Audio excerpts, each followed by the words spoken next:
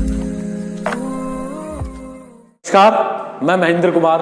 आज हम बात करेंगे 7th क्लास की सामाजिक विज्ञान की, और ये जो चैप्टर है आपका वायुमंडल पर है, वायु के ऊपर। ठीक है, इससे पहले भी हमने इस चैप्टर के ऊपर बहुत सारी वीडियो बनाई है, और आज हम बात करने वाले हैं इस वीडियो में मौसम की, जलवायु की, तापमान की और वायुदाब की। तो चलिए इस वीडियो को स्टार्ट करते हैं। सबसे पहले हम बात करते हैं मौसम की। ये मौसम की मैंने एक टैगलाइन लिखी है, इसको मैं पढ़ देता हूं।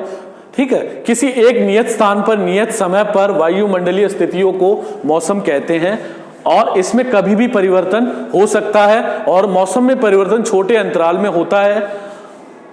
उदाहरण के लिए धूप का निकलना या थोड़े से समय के बाद ही बारिश का होना।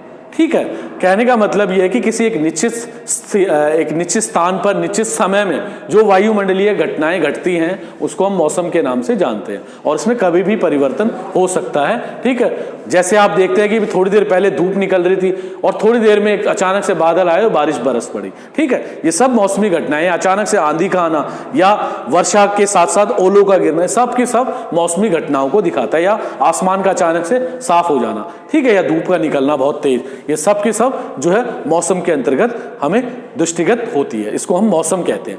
इसके अलावा जो दूसरा पॉइंट है जलवायु। जलवायु एक नियत स्थान की एक दीर्घकालीन, यानी एक नियत एक जो स्थान है उसकी एक समय सीमा के साथ दीर्घकाल तक, यानी लंबे समय तक जो है मौसम की औसत स्थिति को जलवायु हम कहते हैं। यानी एक लंबी प्रक्रिया या बहुत लंबी प्रक्रिया को हम मौसम की जो है नियत स्थान की दीर्घकालीन प्रक्रिया को हम जलवायु कहते हैं। जलवायु एक लंबे समय से होने वाली एक प्रक्रिया है, और ये लगभग जो है 25 वर्ष से अधिक तक एक ही जैसी स्थिति को दर्शाती है। जलवायु में परिवर्तन होने के लिए कई बार दशक लग जाते हैं, यानी कई सौ साल लग जाते हैं, तब जाकर कोई परिवर्तन होते हैं। ठीक है, उदाहरण के लिए भारत की जलवायु मानसूनी प्रकार की है।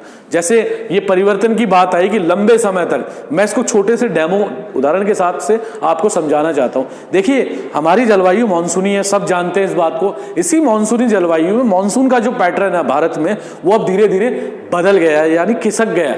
पहले मानसून बहुत जो है 29 जून तक यहां आ जाता था दिल्ली में, लेकिन अब मानसून की जो प्रक्रिया है वो बाद की हो गई है, यानी 10 से 8 जुलाई तक की। यानी मानसून लेट होने लगा और लेट ही जाने लगा। मानसून का ट्रेंड भी बदला है, यानी बारिश जो होती थी वो अब बदलने लगी है। पहले राजस्थान जैसे इलाके में बारिश नहीं हुआ करती थी, लेकिन अब राजस्थान जैसे रेगिस्तानी इलाके में भी बारिश हो रही है, और जहां ज्यादा बारिश होती वहां बारिश की मात्रा घट गई है। तो मानसून का जो ट्रेंड है, जलवायु का जो ट्रेंड है वो बदल रहा है। तो बदलते समय के साथ जो है बदलाव भी देखे जा रहे हैं। तो ये सब जलवायु में बदलाव की प्रक्रिया को दर्शाते हैं। तीसरा जो पॉइंट है तापमान। तापमान में हम वायु में मौजूद ताप और शीतलता के परिमाण को जो है तापमान कहते हैं। ठीक है, वायु में जो शीतलता होती है और उसमें जो ताप होता है, उसको हम उसके जो परिणाम को जब हम मापते हैं तो उसको हम तापमान कहते हैं। ठीक है, और ये ज्यादा भी हो सकता है, कम भी हो सकता है। जैसे आप प्रत्येक दिन का तापमान देखते हो औसत के हिसाब से, आप मान लीजिए आप एक दिन का तापमान इस समय प्रेजेंट जो है 23 डिग्री सेल्सियस है, और कल ही जब हम अचानक से देखते हैं तापमान नीचे लुढ़क गया और वो तापमान आ गया 10 डिग्री सेल्सियस। तो ये बदलाव को भी दर्शाता है तापमान। ठीक है, इसके अलावा इसको हम वार्षिक रूप से भी देखते हैं, मंथली भी देखते हैं, या दैनिक तापांतर में भी हम अंतर देखते हैं। यानी दिन के समय जो तापमान होता है बहुत ज्यादा होता है, सुबह सुबह कम होता है या शाम को कम होता है। तो ये सारी चीजें तापमान की अभिव्यक्ति को स्पष्ट करती है। इसके अलावा जो चौथा पॉइंट है, अंतिम पॉइंट, इसमें वायुदाब को दिखाया गया है कि वायु जो होती है, वायु का एक भार होता है, वजन होता है, उसको हम जो है पृथ्वी की सतह पर वायु के भार द्वारा लगाया गया जो दाब होता है, प्रेशर होता है, उसको हम वायुदाब कहते हैं। और साथ ही अगर मैं बात करूं कि वायुदाब कहां सबसे ज्यादा होता है, तो उस समुद्र की सतह में होता है सबसे ज्यादा वायुदाब, क्योंकि उस सतह में जो है वायु का प्रेशर बहुत ज्यादा होता है। अगर मैं बात करूं वायुदाब कहां सबसे कम होता है, तो जितनी ज्यादा ऊंचाई पर आप जाएंगे वायुदाब उतना कम हो जाएगा। मैं इन दोनों स्थिति को आपको समझाता हूं कि समुद्र के नीचे, जब पानी के नीचे हम जाते हैं तो ऑक्सीजन सिलेंडर लेके जाते हैं, हीलियम और ऑक्सीजन का मिश्रण होता है।